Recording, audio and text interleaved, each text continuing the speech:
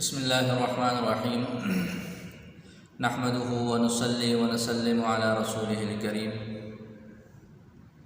اسم غیر متمکن میں سے تیسری قسم جمع مکسر منصرف ہے۔ اس اسم کی حالت اور کیفیت اس کے نام سے ہی واضح ہے کہ ایسا اسم جو کہ جمع ہو، یعنی نہ تو وہ مفرد ہے نہ ہی وہ تثنیہ ہے بلکہ جمع ہے، کہ اس کی دلالت تین یا تین سے اوپر کی تعداد پر ہوتی ہے۔ اس کے بعد جمع کے ساتھ ساتھ اس کا مکسر ہونا بھی ضروری ہے۔ جمع کی انشاءاللہ آگے ایک مستقل نحو کے اندر بحث ہے کہ اس کی کئی قسمیں ہیں، جمع مکسر ہے، جمع سالم ہے، پھر مذکر ہے، مؤنث ہے، جمع قلت ہے، جمع کثرت ہے، مختلف اس کی وضاحتیں ہیں۔ تو جمع یہاں پر جو مطلوب ہے وہ یہ ہے کہ وہ جمع مکسر ہو۔ جمع مکسر یہ جمع سالم کے مقابلہ میں، سالم سلامتی سے ہے کہ جب ہم کسی کلمہ سے جمع بناتے ہیں تو جمع بناتے وقت اگر اس کا مفرد محفوظ رہے، سلامت رہے، سالم رہے اس کا وزن، تو اس کو ہم جمع سالم کہتے ہیں۔ جیسے اس کی ایک مثال ہے مسلم۔ اب مسلم کی جب ہم جمع بناتے ہیں تو مسلمون یا مسلمین اس کی جمع بن جائے گی، تو مسلمون اپنی حالت پر برقرار ہے، اس کے ساتھ صرف الف،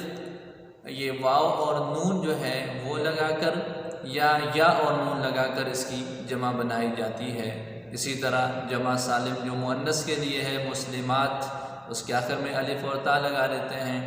تو اس میں مفرد کا وزن محفوظ ہے، سلامت ہے، سالم ہے، اس وجہ سے اس کو جمع سالم کہا جاتا ہے۔ جمع مکسر کے اندر یہ بات ہوتی ہے کہ جو اس میں مفرد ہے، مفرد کا جو وزن ہے وہ وزن برقرار نہیں رہتا، اس وزن کے اندر سلامتی نہیں ہوتی، بلکہ اس کے اندر کسر یعنی توڑ پھوڑ اس کے اندر جو ہے وہ کچھ ہے۔ جیسے اس کی مثال ہے، جیسے مسجد ہے، مسجد کی جمع پر جو ہے وہ مساجد ہے، رجل ہے اس کی جمع رجال ہے، کتاب ہے اس کی جمع کتب ہے۔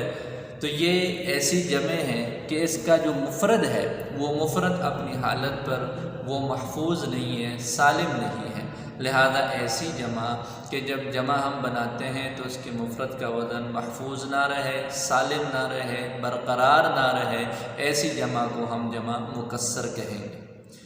تیسری شرط اس اسم کے لیے یہ ہے کہ وہ منصرف ہو، یعنی غیر منصرف نہ ہو۔ یہ پہلے بھی اس کے بارے میں ہم پڑھ چکے ہیں کہ ایک مستقل بحث ہے اسم منصرف اور غیر منصرف۔ اسم متمکن کے اسماء میں ادھر ہی اس کی وضاحت ہو جائے گی، بار بار مناسب نہیں ہے۔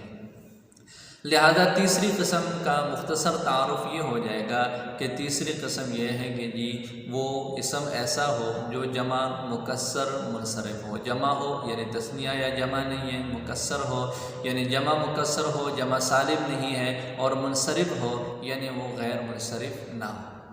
اس کا حکم بھی وہی ہے جو اسم متمکن کی پہلی دو قسموں کا ہے، یعنی اس کی حالت رفع، حالت نصب اور حالت جر کے اندر جو اعراب ہوگا وہ لفظی ہوگا اور حرکت کے ساتھ ہوگا، اور پھر وہ حرکات بھی آ سکتی ہیں اور اس کے ساتھ ساتھ ان کی تنوین بھی آ سکتی ہے۔ لہذا حالت رفع لفظی ضمہ کے ساتھ، جیسے رجال یا الرجال،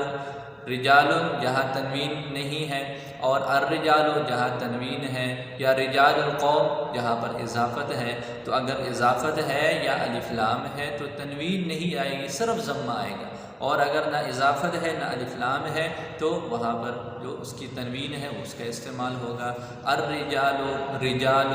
اسی طرح رأیت رجالا اور مررت برجال، اس کے اندر بھی وہی وضاحت ہو جائے گی کہ اگر حالت رفعی کے اندر الف لام اور اضافت نہیں ہے تو ضمہ کی تنوین ہوگی، اسی طرح حالت نصب کے اندر نصب کی تنوین ہوگی، حالت جری کے اندر جر کی تنوین ہوگی، اور اگر اس کے اوپر الف لام ہے یا اضافت ہے تو پھر حالت رفع کے اندر صرف ضمہ، حالت نصب کے اندر صرف فتحہ، اور حالت جری کے اندر صرف جو ہے وہ زیر کی شکل کے اندر اس کا استعمال ہوگا۔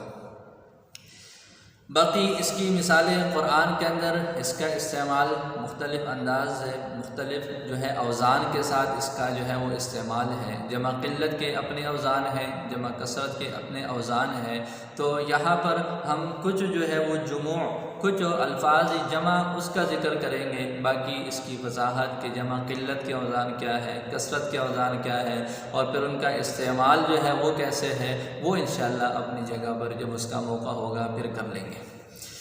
اس کی مثالیں قرآن کے اندر ہے جنات تجری من تحتها الانہار۔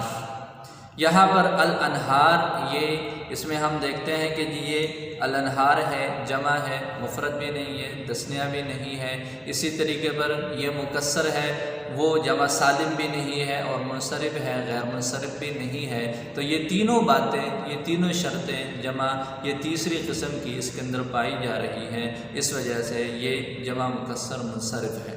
یہاں پر یہ تجری کا فاعل ہونے کی وجہ سے اس پر حالت رفعی ہے، اور اس کی حالت رفعی لفظی طور پر ضمہ کے ساتھ ہے کہ یہاں پر تنوین نہیں آ سکتی الف لام کی وجہ سے۔ اگلی آیت ہے وَلَهُمْ فِيهَا أَزْوَاجٌ مُطَهَّرَةٌ۔ اس کے اندر ازواج ہے، ازواج موصوف، مطہرہ اس کی صفت، یہ موصوف صفت مل کر یہ مبتدا مؤخر ہے۔ تو ازواج زوجن کی جمع ہے،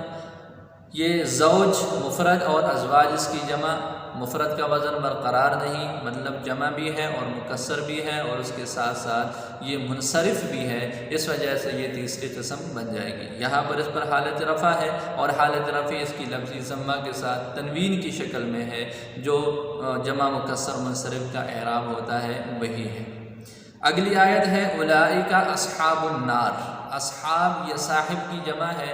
جمع مکسر ہے، صاحب کا وزن برقرار نہیں ہے اور منصرف ہے۔ یہاں پر یہ اضافت کی حالت میں ہے، اور یہ اولئک کے لیے خبر واقع ہے، لہذا خبر واقع ہونے کی وجہ سے اس پر حالت رفعی ہے، اور اس کی حالت رفعی لفظی ضمہ کے ساتھ ہے، صرف ضمہ پیش کی شکل میں ہے، اضافت کی وجہ سے یہاں پر تنوین جو ہے وہ نہیں آ سکتی، اس لیے کہ یہ اسم متمکن کی تیسری قسم جمع مکسر منصرف ہے۔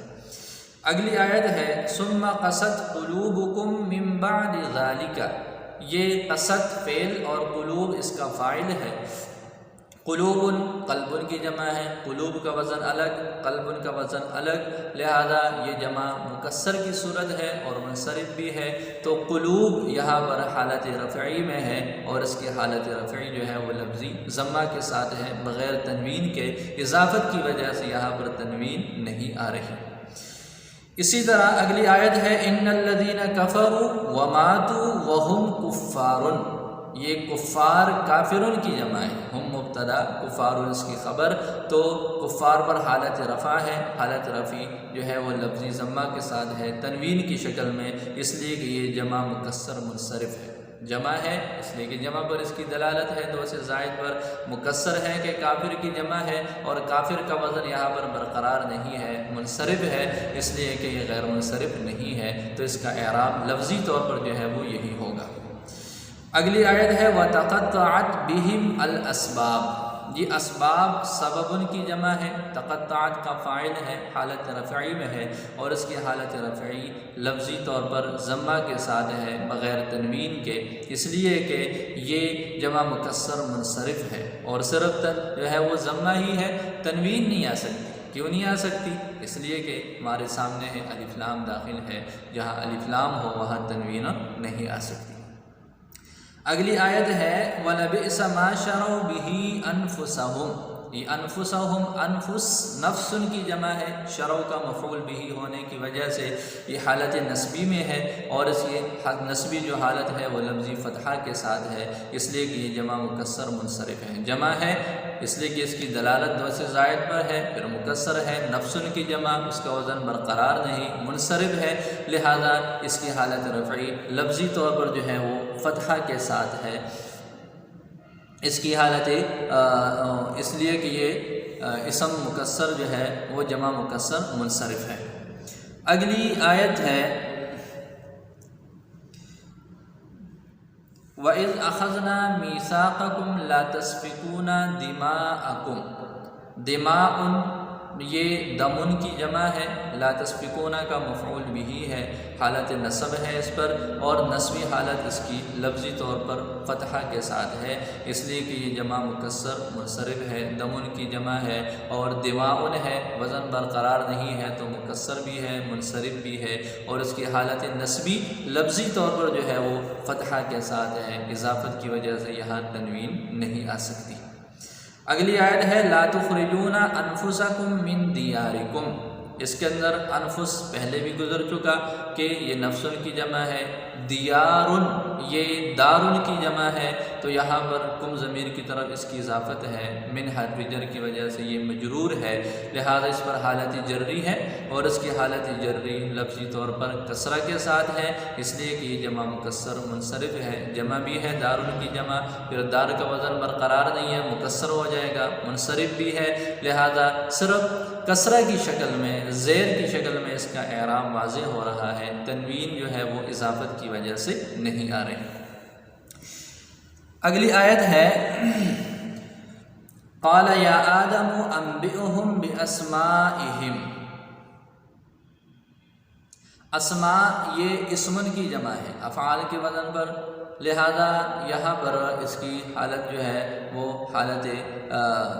باحرف جر کی وجہ سے یہ مجرور ہے، اور اسمن کی جمع ہے، یہ جمع مکسر ہے، اس کی اضافت ہو رہی ہے، اور یہاں پر یہ باحرف جر کی وجہ سے مجرور ہے، حالت جری جو ہے وہ لفظی طور پر کسرہ کے ساتھ ہے۔